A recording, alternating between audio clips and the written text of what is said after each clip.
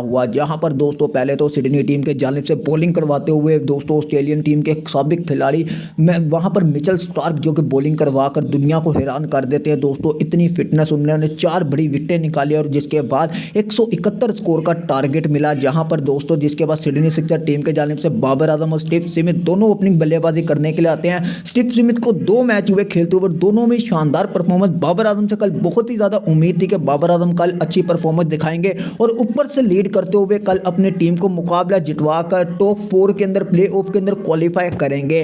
लेकिन बाबर आजम हमेशा किसी भी फैंस की उम्मीद पर नहीं उतरते। बाबर आजम को खुद भी समझ नहीं आ रही होगी कि उनके साथ ये हो क्या रहा है। बाबर आजम को जब भी शॉट्स लगाने की कोशिश करते हैं तो बॉलर्स के हाथ पर कैच चला जाता है। कल भी बाबर आजम ने दोस्तों 14 के स्ट्राइक रेट से 7 गेंदों में 1 स्कोर बनाया, जिसके बाद दोस्तों इंडिया और पाकिस्तान में और सभी खिलाड़ी मजाक उड़ाने लग पड़े। बाबर आजम वही प्लेयर है दोस्तों जो को एक टाइम पर शानदार परफॉर्मेंस दिखाते थे और इस वक्त बाबर आजम T20 करियर के अंदर सबसे ज़्यादा स्कोर बनाने वाले प्लेयर भी बने हुए हैं।